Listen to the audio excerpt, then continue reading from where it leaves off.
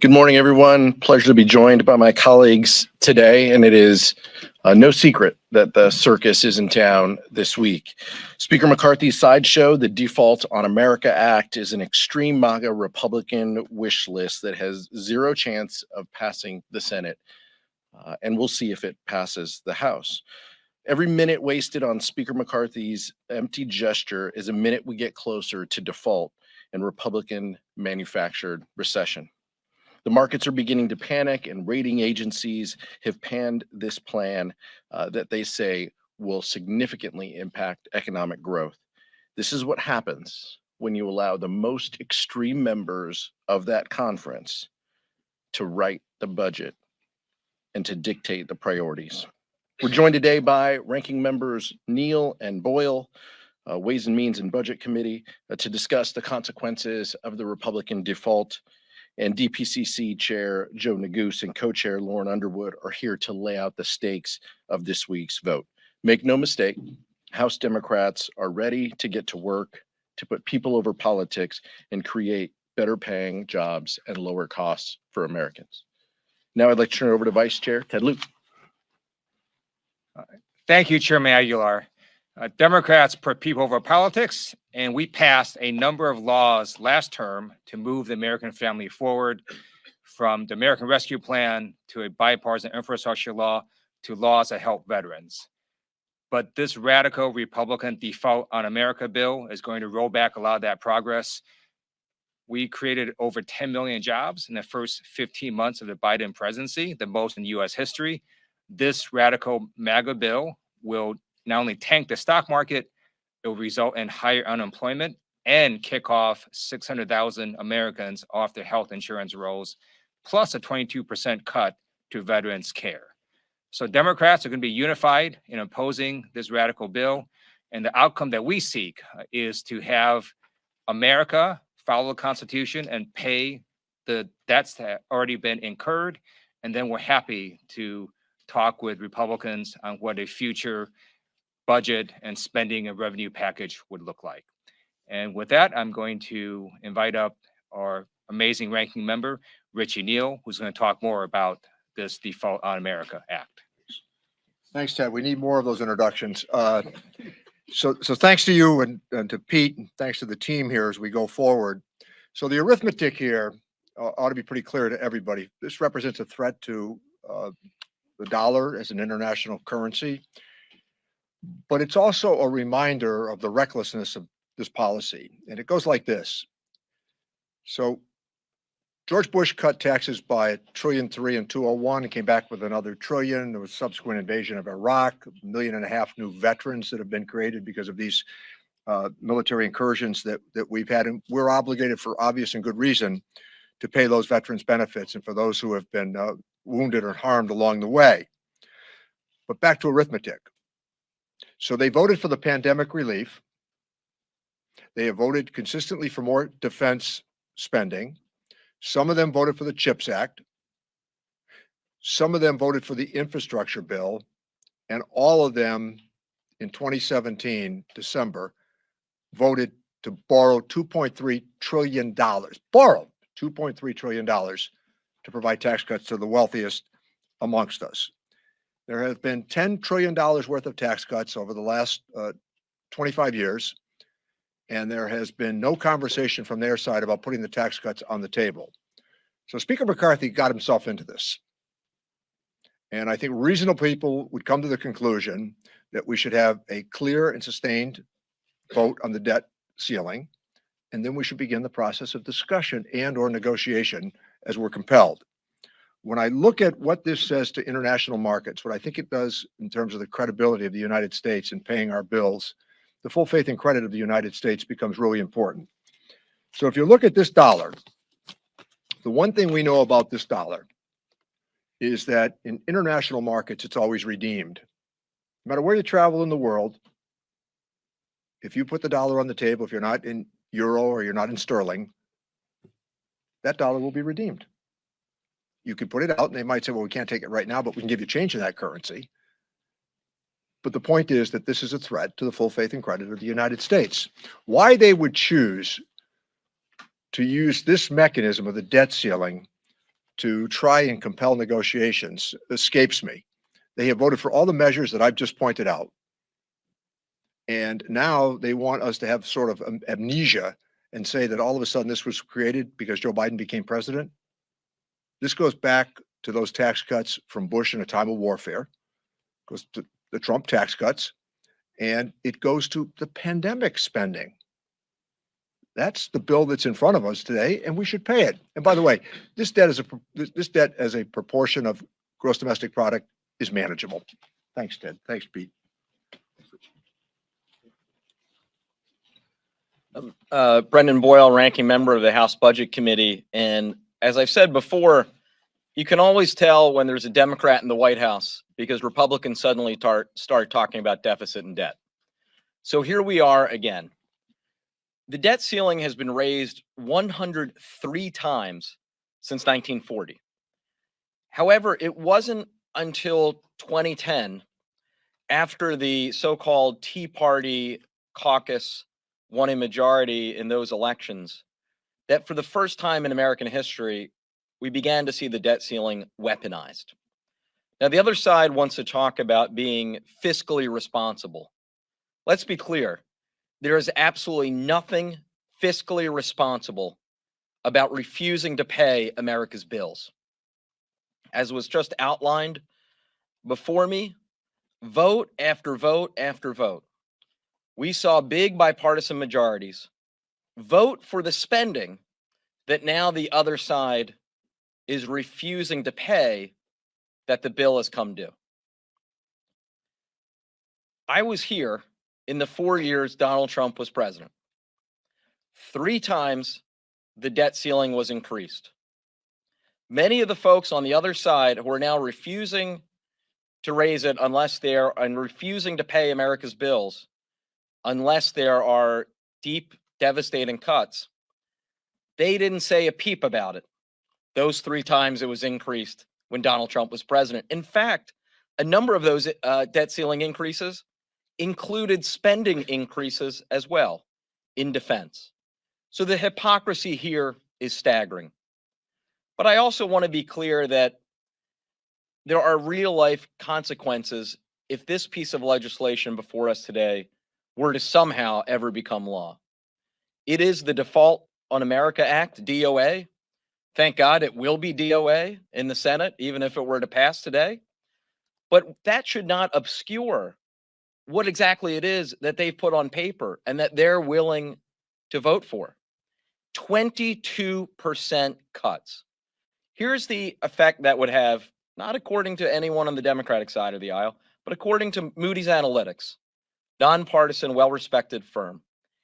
800,000 job losses would be incurred if this piece of legislation became law. The odds of a recession would dramatically increase if this piece of legislation, the DOA Act, became law. So this is deeply irresponsible, as well as their entire brinksmanship on this issue. In 2011, it had real-life consequences. It led to the first ever credit downgrade in American history, which increased our borrowing costs, according to GAO, by over $1.3 billion. We cannot go through that again. We must not. We must ensure that America pays its bills. Those of us standing here, as well as all of our colleagues on our side of the aisle, is willing to do that and to get the job done. We just need a partner on the other side of the aisle. And with that, I am happy to yield to Chair Joe Neguse. Well, good morning. Thank you to Ranking Member Boyle, Ranking Member Neal. Good to know that the Ways and Means Ranking Member carries cash. That's something that you want out of your Ranking Member for that committee. And of course, my gratitude to Chairman Aguilar and to Vice Chair Lieu. I serve on the Rules Committee, and I participated last night in the markup that we had on the rule going into late into the morning until about 2:30. I don't know that I've participated in a hearing during my time in Congress where hypocrisy and cognitive dissonance was on more full display than yesterday, with extreme MAGA Republicans putting forward a bill, the Default on America Act, that would impose cruel, draconian cuts that would harm everyday Americans, and then denying that those cuts would indeed happen. Just to give you a sense of the stakes, and I think the choice, the unthinkable choice that Speaker McCarthy and House Republicans have put forward to the American people. On the one hand, they've threatened a Republican debt default. You heard from Ranking Member Boyle the consequences, catastrophic consequences, were that to happen. Unemployment doubling, hundreds, millions of jobs across our country lost, stock market crashing, prices rising on everything and for everyone as seniors lose Social Security benefits, as veterans lose benefits. And on the other hand, the other side of that coin, what do they offer us? A ransom note in the form of the Default on America Act, legislation that would kick millions of Americans out of their homes, cut food benefits for the most vulnerable among us, lay off hundreds of thousands of first responders, teachers across our country, and again, increase costs on working families. That is not a choice that the American people should be forced to make. And that's why this legislation, the Default on America legislation, as Ranking Member Boyle articulated, is dead on arrival. Dead on arrival in the Senate. And at the end of the day, what we expect from our colleagues on the other side is to get serious, to not hold our economy hostage. So with us today, we have one of our DPCC co-chairs, Co-Chair Underwood, who will help articulate the work we have been doing, putting people over politics while Republicans threaten the American economy. With that, I'll yield to my colleague. Thank you. Well, good morning, everyone. We are here today because House Republicans are threatening to push the global economy off a cliff by refusing to pay our bills. Their Default on America Act is an unserious proposal and a terrible deal for the American people. Paying our bills should not be up for debate. Now, the suffering that a default would inflict should provide enough motivation for Republicans to get serious. But this proposal tells us that they aren't. So let me spell out what a default would look like. Millions of people will lose their jobs and the stock market will crash. Seniors will lose their savings, and Social Security recipients and our veterans will stop getting the benefits that they've earned. Car payments, student loans, credit card bills, and mortgages will skyrocket. Democrats are here to prevent this disaster and pay our bills just like we did 3 times under President Trump. But now, extreme MAGA Republicans are refusing to do so and holding our communities hostage for political games. The cuts in their Default on America Act are devastating for the people that we serve. They want to gut funding to our schools and take away childcare. They want to force towns across America to lay off first responders and tear food assistance away from families. We cannot allow that. Democrats have cut our deficit by $1.5 trillion already, and President Biden's budget will bring it down by another $3 trillion. The president's budget proves that we can cut our deficit and make investments in our communities. The United States of America has never defaulted on our debt, and Democrats are here putting people over politics. We pay our bills. We have a plan, and President Biden has outlined it. Now Republicans need to get serious because defaulting on our debt is non-negotiable, and so is the devastation that their plan will inflict. Thank you. Now I'll turn it back to our chairman, Pete Aguilar. Thank you, Co-Chair Underwood. Questions? So you all have pointed out that the Republicans' plan here would cut benefits for everyday Americans and farm families. However, we are seeing the $31 trillion debt continue to be increased. I'm wondering, what do you all propose should happen with regards to the budget to prevent this conversation to keep happening year after year? We think there are reasonable conversations to be had. We've never shied away from that. In the Ways and Means Committee, in the Budget Committee, in the Appropriations Committee, we think that there are reasonable policy considerations that we can debate. However, paying our bills is not up for discussion. So that's why we want to have these separate conversations. And as Ranking Member Boyle mentioned, we only have these conversations. Republicans only push this when Democrats are in the White House. That's unfortunate. But what we should have, we should pay our bills. We should ensure that we don't hit this crisis, this manufactured crisis by Republicans, and then we can have reasonable conversations about what our budget sustainability looks like now and in the future. And as Ranking Member Neal mentioned, that should include talking about the Republican tax scam from years ago and the $2.3 trillion that they swiped on the credit card to pay for it. All of those discussions should be up for debate. Congressman, there have been some Democrats, most prominently Senator Manchin, who have urged President Biden to negotiate with Republicans on the debt ceiling. What's your response to the folks who are saying that? And is there a universe at all where, say, this bill does get out of the House today where you would support Democrats coming to the table on that? Look, I'm not concerned about one senator's position because it takes 60 over there to turn the lights on and to get anything of substance done. So, that's the threshold. The question is, what has 60 votes, in the Senate?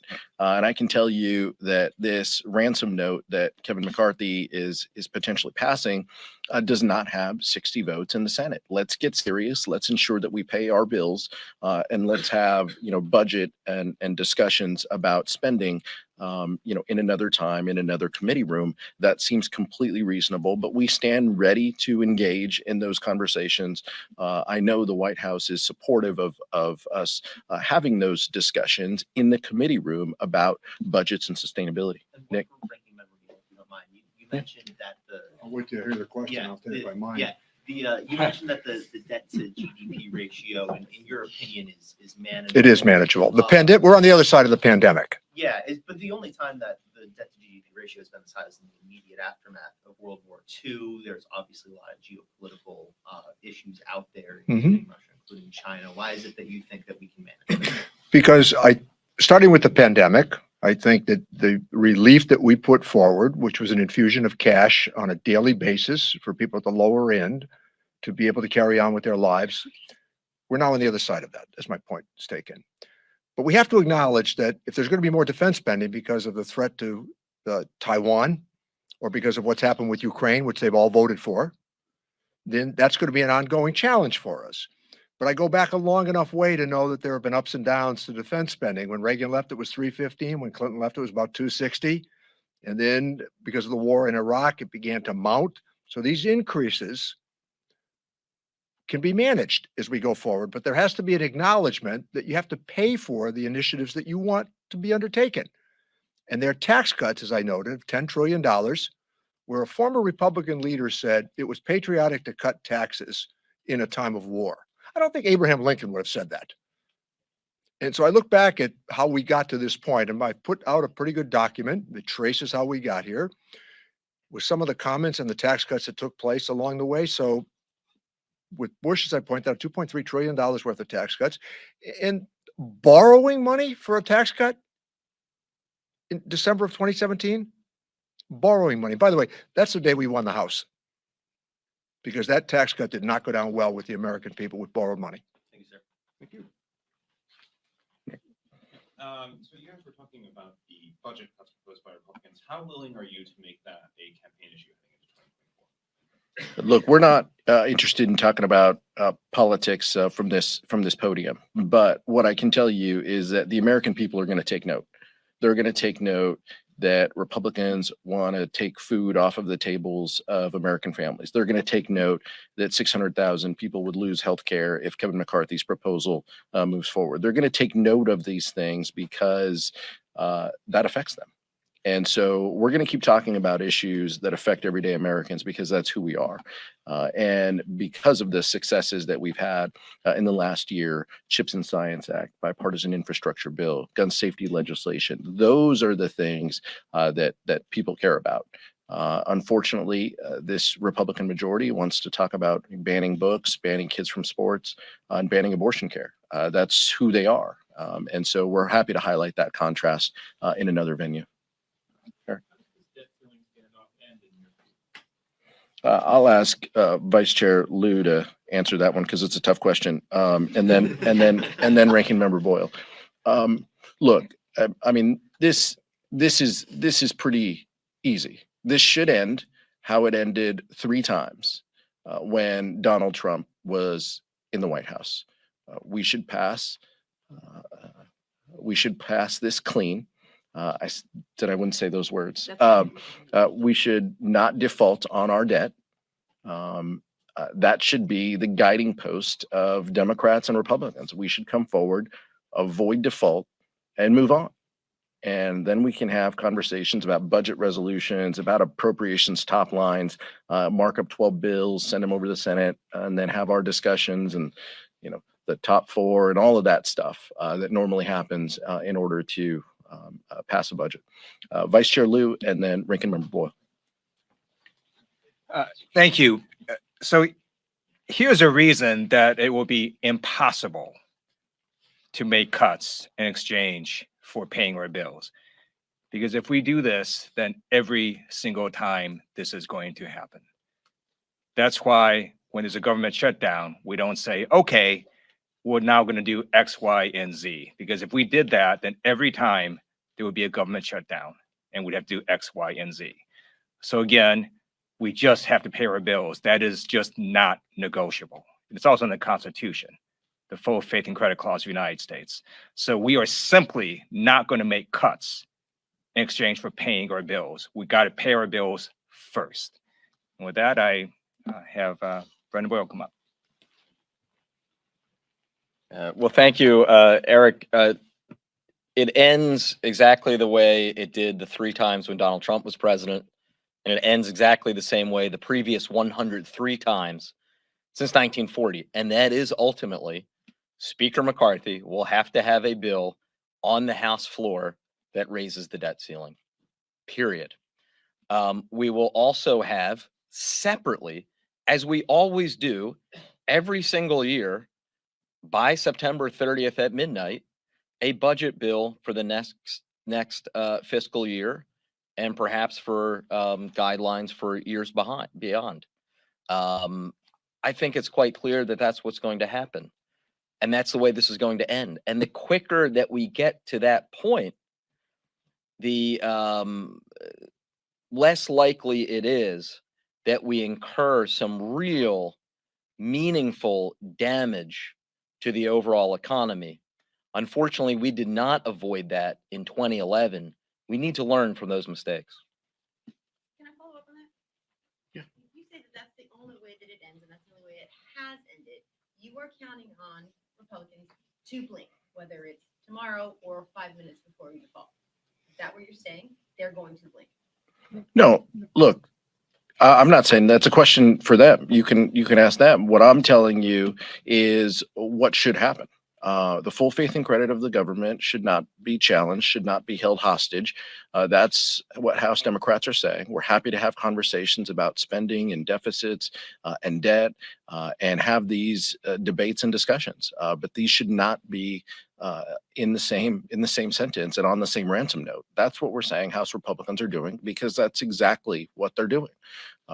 Just wanted to follow up real quick on that's an interesting point to me. Would you consider something where the Republicans would be able to negotiate something on your side where you say, okay, we'll do this for the spending for 2023 if we pass a clean debt ceiling now? Would that be something you all would be open to? Look, we have said time and time again that these conversations should not be linked. We should have conversations about the budget, about the appropriations top lines. We're happy to do that. And in divided government, that has happened and that will continue to happen, Democrats and Republicans. And by the way, you still need 60 votes over in the Senate. And so that's always been our mindset. You know, in a divided government, we're going to have conversations about, you know, top lines. What we are saying is that default should not be on the table. Kevin McCarthy should not be able to hold a default card over anybody who's negotiating anything to throw down on the table and to say, I want to wreck the US economy.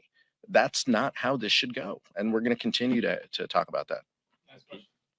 If McCarthy refuses to put the debt limit bill on the floor, would Democrats support a motion to vacate the speakership? Well, look, we're not going to have discussions about hypothetical, you know, motions, but I think it's pretty clear from January on that Speaker McCarthy has to negotiate with the most extreme members of his conference because he has to, because his job is on the line. He's fine putting them in uncomfortable positions and making people wait 5 days and 15 votes, and looking the way he does and just sitting there and taking it from the most extreme members because he had to. He wants that job that much. He's willing to auction off everything possible. He's willing to say the bill's closed and then open it back up because people, you know, had concerns about it, which, by the way, I wanted to highlight, and it's a tribute to Ranking Member Neal. You know, we very much appreciate Republicans going on the record talking about tax credits, biofuels tax credits, and the work that Ranking Member Neal and the Ways and Means members did. The Inflation Reduction Act is amazing. We appreciate that House Republicans are now seeing that and that they're hearing about it back home.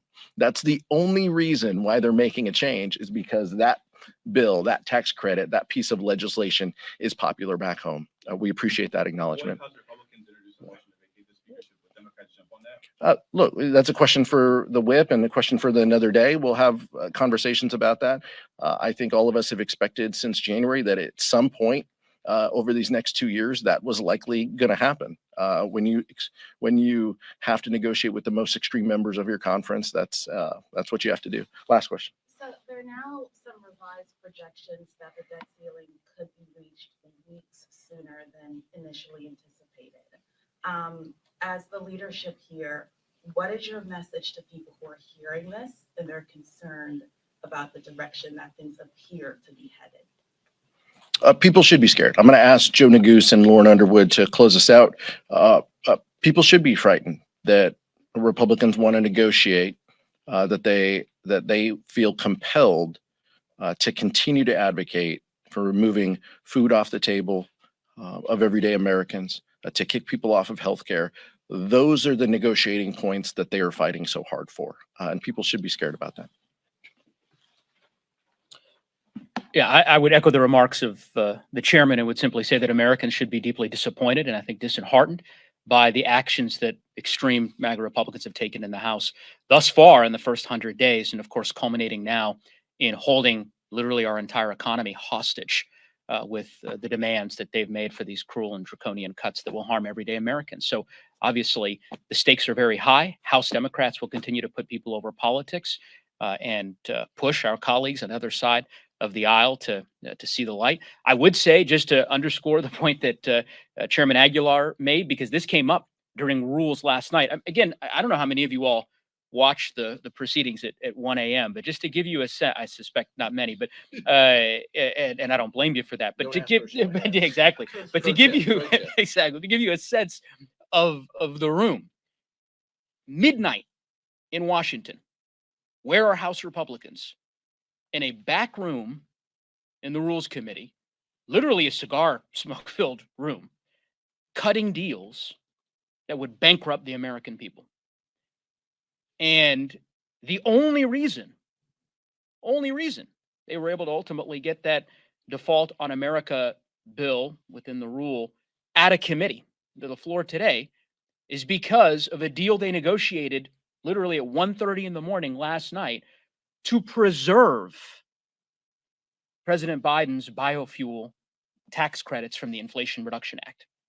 So it's a question that I hope all of you ask some of our colleagues on the other side from the most extreme wing of their caucus, why they made the decision at the 11th hour to support President Biden's climate provisions. I think it'd be an interesting question to ask. But to follow up on that, Leader Scalise was saying that this would be a prime time for the president to sit down and speak with Speaker McCarthy. With this tighter deadline now, would you agree with him or no? President Biden has put forward his proposal that would cut the deficit by an additional $3 trillion. We have a plan. Democrats are united behind that plan, and that is the plan that puts people over politics. We have not seen what I would consider realistic or serious plan coming from the extreme MAGA Republicans. Instead, they have put forward this proposal that wants to take away healthcare from people, take away food from working families in this country, and that wants to cut veterans' benefits. It's unacceptable. And so we're focused on delivering for our communities, and they are trying to accommodate the most extreme voices in their conference. Thank you.